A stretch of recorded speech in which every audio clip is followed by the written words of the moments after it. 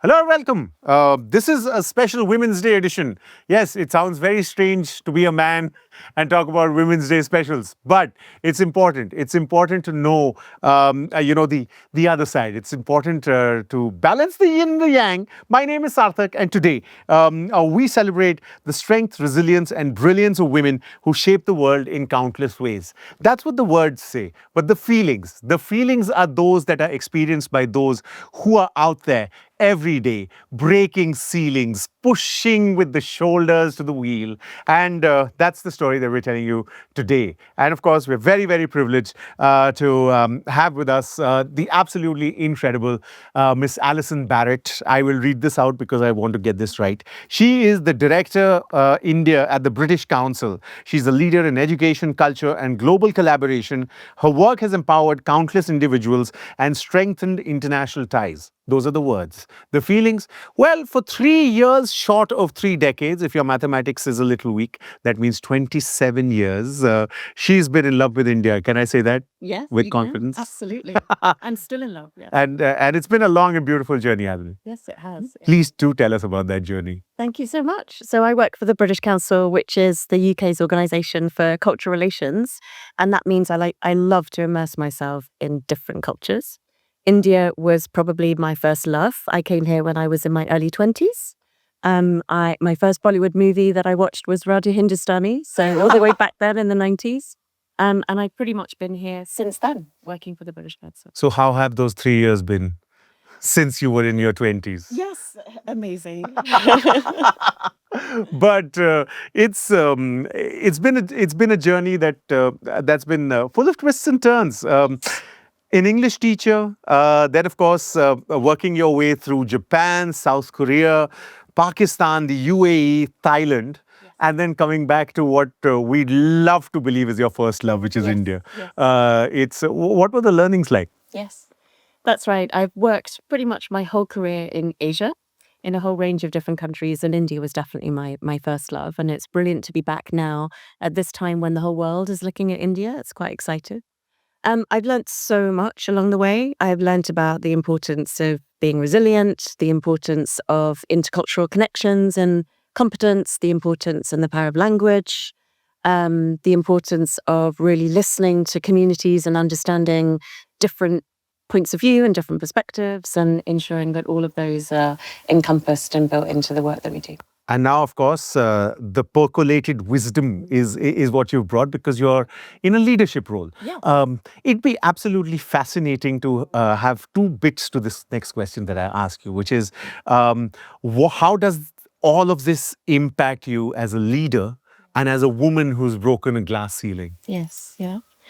It's, I think, a lot about the importance of empathy. I think when you are exposed to a whole range of different cultures and different perspectives, you're able to think differently and to understand different views much more easily.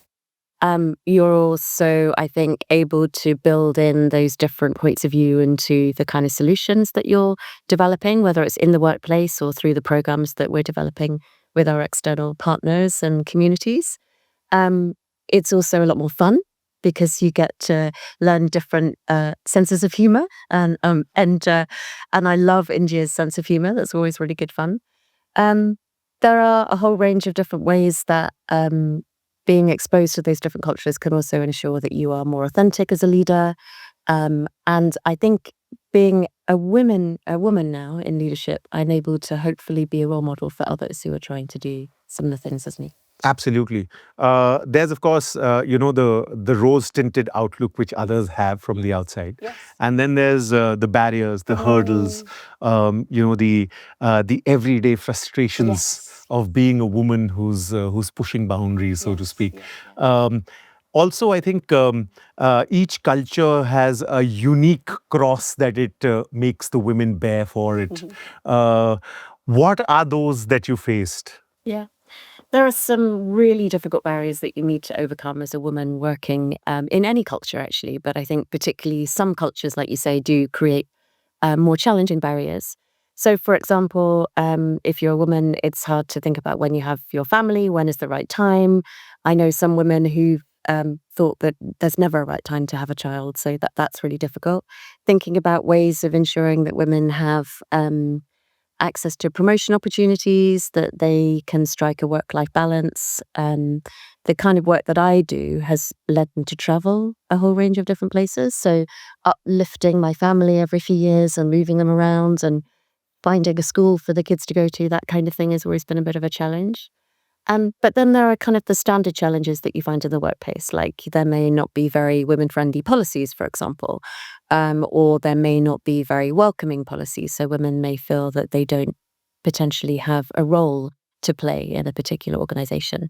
So one of the projects, for example, I can talk a little bit about that exposed this for me quite starkly in our higher education systems in the UK and here in India, is that we have very, very few women going into STEM subjects, for example.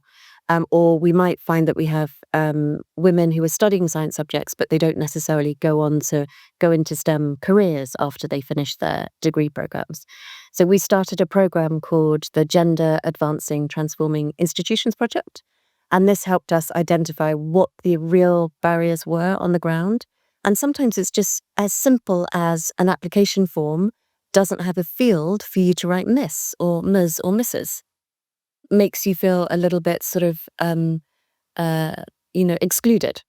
Just changing small things can make a really big difference. And then some of the other big things could be, putting a crush on for women to bring kids to work, for example. I think also the casual nature with which excuses are made for women. Yes. The transplantation of prejudices is just so casual and easy, is it not? Is that a fight that's a little uphill even now, or do you think it's getting a little easier? It's definitely a little easier. I feel that within the workplace, we've become a little bit more sensitive to those issues, and we're thinking much more systemically about how we can make changes. But it is difficult in community at large. I mean, I've lost count of the number of times that I've been asked, really? You're the director? Oh, okay. What director of what? And I'm sorry, director of the British Council. And so there's always a sort of sense that a leadership role would be a male role. And so you have to work a little harder to convince people that, yes, I am actually the director. But I'm sure the conviction comes from long and hard time spent learning. Yes, I think exactly. there's also a uniqueness to the female gaze, and I'm making the air quotes here because sometimes you just have to use the cliches to explain it. What do you think that contribution to innovation, to leadership roles is there? Well, there's a research that we've done shows that there's a very strong contribution for any kind of international connection or any kind of collaboration, that helps really build a more global mindset. And particularly if we think about areas like climate change or sustainability, young people or anyone who has exposure to international collaboration is more likely to make decisions that are for the good of global citizens rather than just for their own immediate families or communities. But I think for women particularly, often they're the most disadvantaged, often they're the most vulnerable, often they're the ones that bear the more negative impacts of issues such as climate change, but they're also often the ones that can make the biggest difference. So, for example, as a woman, you are more likely to make decisions for your family around what you eat, about what you buy, around the rate of consumption in your family. You're more likely to make sure your kids go to school. You're more likely to support them when they come home. So an educated woman is going to have a much greater impact than potentially the male figures in a family. Of course, and yet there are the cliches that abound. A lot of the activists have said that the utopian position would be when we won't have to celebrate a Women's Day and that it'll be all normal. How long a distance do you think there is to travel till we reach that time? That's a really hard question, but I did hear a really shocking stat the other day that it's going to be at least another 100 years before we get gender pay equity. So, just thinking about that, I'm not entirely sure. I think that one of the important things to do to address that is actually to think more broadly about inclusion, and to make sure that we're not necessarily just thinking about women in leadership, but also thinking about inclusive leadership more broadly, because that ensures that we are encompassing men. It ensures that we're thinking about people from different backgrounds, and that we're making sure that we're involving everyone in the conversation, which Sure. is important. And I think it's the elegance of simplicity, isn't it? I mean, you need to be, what, according to you, are the foundational things as far as inclusion is concerned? What are those points that everyone needs to remember when we are talking about inclusion? Yeah. I think that we try really hard to encourage all of our teams and all of our staff to think about inclusive leadership and embed it into our recruitment practices. We make sure that we are assessing people's understanding of what it means to be collaborative, what it means to be empathetic, what it means to be authentic, what it means to be culturally sensitive. In the world that we live in, when there are so many global challenges, we really need to be able to bring up young people who are able to navigate all of those challenges, and kind of cross-cultural learning and understanding is a fundamental skill that we all need to have. So just embedding that into your policies is really important. That's important. Yes, absolutely. There's also this wonderful little illustration that I had seen about equality versus Yes. equity, which was wonderful. Which was that there were kids of different sizes, Yeah. and they were all given equality because it's the same wall that they were standing on. Yes. But the equity bit was actually putting bricks under the shorter ones and getting the taller ones to sort of accommodate that. Equity in leadership roles versus equality in leadership roles is a very nuanced question that sometimes gets kept by the wayside. What, according to you, would foster a little more equity in leadership roles? Yeah, I think it's about building support networks and ensuring that we are helping those who need a little bit of a leg up or a bit of a platform, so that they can shine and they can really be more visible in their roles is a really important way of building that sort of promotion pathway. So for yesterday, we had a really interesting discussion about women in the arts. And one of the things that we did there was that one of the participants, she didn't feel very comfortable speaking in English. So we had a panel that was bilingual, so an English and Hindi panel. So that's an example of making some adjustments that ensure that everybody is on a level playing field. What we don't want is for anything to be a barrier for engagement. And so creating those opportunities for everyone to be able to express themselves as deeply and as powerfully as they can is really important. Absolutely. Considering you started in India in the last century, and the beginning was Raja Hindustani. Yes, I know. It's a while ago, right? What's the cultural experience been as far as India is concerned? Have you fallen in love with the art? Have you fallen in love with the music? I mean, Yes. what's that been like for you personally as Alison? Yes. I love everything about Indian culture, music, the arts. I mean, that's a core part of the work that we do at the British Council, so I kind of have to anyway. But it's a pleasure to be immersed in that here. I lived in South India. I lived in Chennai for 3 years. I lived in Delhi for about 19 years up and on. I worked. I studied in Varanasi for a few months. Oh, wow. In the 90s as What well. I did you studied Hindi. So I've been exposed to Hindustani classical music, to Carnatic classical music. I love Bollywood music, but generally the Bollywood of the 90s. And so, and I love exploring all of the different crafts and traditions, Nova Pichwai, and I went to Durga Puja last year for the first time, and I was just amazed by the... That's quite an experience, is it not? Yeah. Sometimes it's quite tangible, isn't it? It's like it's like something that hits you. Yeah, and it's like an incredible festival that really brings together art and science, which is one of the things that we try and do a lot. Absolutely. And finally, inspiration. We tend to put inspiration in silos as it being a person, it being a thing. But inspiration can be so much more, no? So what's your inspiration? I think it's so many different things. I love being inspired by literature and music. I love reading. I have a book club that I started that 14 different women, and we all get together once a month and we chat and we gossip about what's happening in our lives, and we talk about the books and we kind of compare what's happening to our own experiences.